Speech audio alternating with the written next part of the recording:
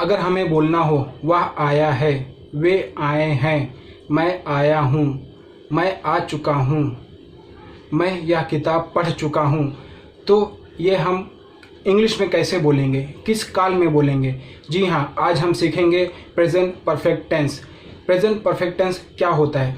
जिस तरीके से हम प्रेजेंट कंटिन्यूअस टेंस का यूज़ करते हैं, कोई क्रिया जब अपूर्ण रहती है, क्रिया को यह दर्शाने के लिए कि क्रिया अपूर्ण है, तो हम प्रेजेंट कंटिन्यूअस टेंस का यूज़ करते हैं। उसी तरीके से जब कोई क्रिया पूर्ण हो चुकी है यानी कि कंप्लीट हो चुकी है, यह दर्शाने के लिए हम प्रेजेंट परफेक्ट टेंस का यूज़ करते हैं। अब बात आती है कि प्रेजेंट परफेक्ट टेंस को हम पहचानेंगे कैसे? तो प्रेजेंट परफेक्ट टेंस को पहचानने के लिए हमें हिंदी के वाक्य के अंत में क्या आता है, इस पर ध्यान देना होगा। इसके अंत में आता है चुका है, चुकी है, चुके हैं। और दूसरा आता है, जब हम हिंदी बोलेंगे तो उसको वाक्य के क्रिया के अंत में आएगा आया, या, ई, ए, और अंत में आएगा है, हैं, हूँ। फॉर एग्जाम्पल, मैं आया हूँ, वे आए हैं, तुम आए हो, मैं यह किताब पढ़ चुका हूँ। तो आपने देखा, चुका हूँ, चुकी है, चुके हैं, चुका है, ये अंत में आएगा प्रेजेंट परफेक्ट टेंस का यूज़ जब हम करेंगे। तो अभी इसका फॉर्मूला क्या होता है वो समझते हैं। प्रेजेंट परफेक्ट टेंस का फॉर्मूला होता है subject plus have, has plus verb की यानी कि क्रिया की थर्ड फॉर्म यूज़ होती है। उसके बाद आप ऑब्जेक्ट लगा सकते हैं, उसके बाद आप प्रीपोजिशन लगा सकते हैं, टू, इन, ऑन, एट। वाक्य के सिचुएशन पे डिपेंड करता है कि हमें क्या यूज़ करना है। लेकिन अभी जो हम सीख रहे हैं, प्रेजेंट परफेक्ट टेंस सीख रहे हैं, तो formula subject plus have, has जो हेल्पिंग वर्ब है, प्लस वर्ब की थर्ड फॉर्म हमें यूज़ करना है। अब एग्जाम्पल से हम सीखते हैं। हमारे पास है, अभी सबसे पहले मैं आपको ये क्लियर कर दूं कि हमें हैव और हैज़ कहाँ लगाना है। अगर आपको समझने में दिक्कत हो रही तो मैं आपको ये सजेस्ट करूँगा कि आप एक नोटबुक और एक पेन लेके बैठ जाइए और उसको नोट करिए। हैव और हैज़ का यूज़ कहाँ होता है? देखिए, जो हैज़ का यूज़ होता है HAS, हैज़, ये हमेशा एक वचन सब्जेक्ट के साथ में यूज़ होता है। लेकिन आई और यू वो एक्सेप्शनल है। आई और यू एक वचन है, लेकिन उनके साथ हैज़ का यूज़ नहीं होगा। हैज़ का यूज़ केवल एक वचन कर्ता के साथ, सब्जेक्ट के साथ होगा। जैसे कि he, she, it, this, that, any name, कोई भी नाम हो सकता है। जैसे कि राहुल, जैसे कि गवर्नमेंट अगर एक नाम है तो, जैसे कि कैट, एनिमल।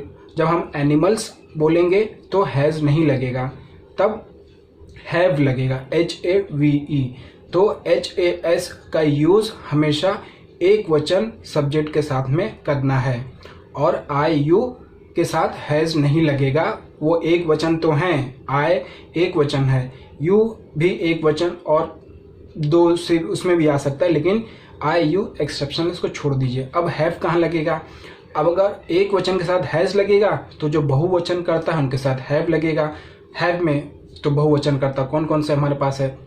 हमारे पास है दे, वी, धीस, दोज, और बहुत ज़्यादा कोई जो प्लूरल रहता है, जैसे कि गवर्नमेंट्स यानी कि बहुत सारी सरकारें, कार्स बहुत ज़्यादा गाड़ियाँ, और आई और यू।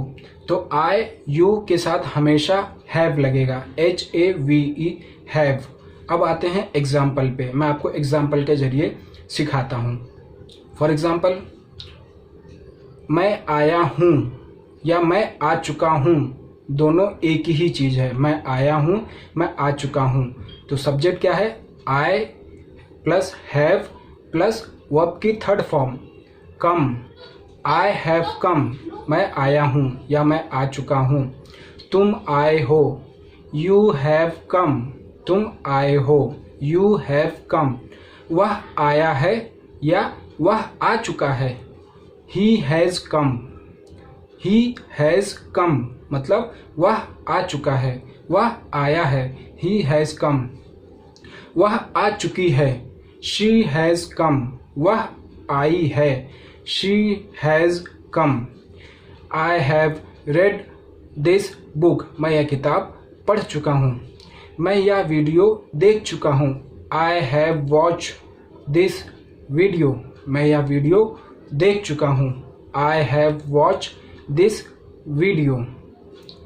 तो यहाँ पर आपको मेरे एग्जाम्पल से आपने देखा होगा कि हैव और हैज़ मैंने कहाँ कहाँ लगाया। फिर से मैं आपको एग्जाम्पल देता हूँ, एक नई क्रिया उठाता हूँ जिसका मतलब होता है राइट। एक क्रिया राइट का मतलब होता है लिखना। हम कुछ भी लिख सकते हैं, पत्र लिख सकते हैं, पेपर लिख सकते हैं एग्ज़ाम में, कुछ भी।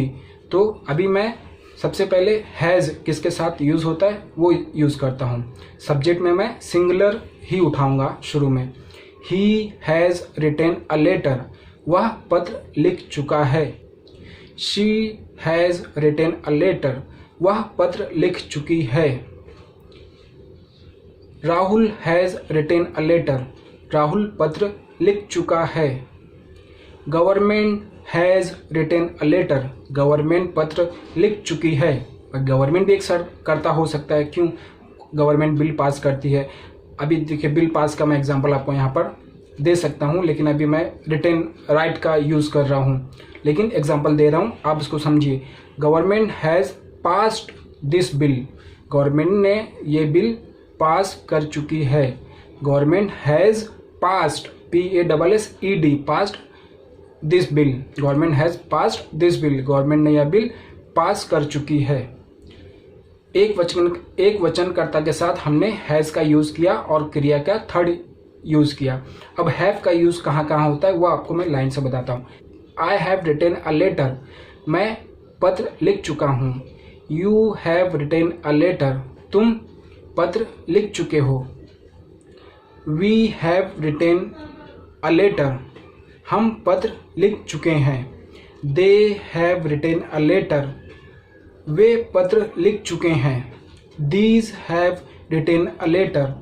ये लोग पत्र लिख चुके हैं। Those have written a letter.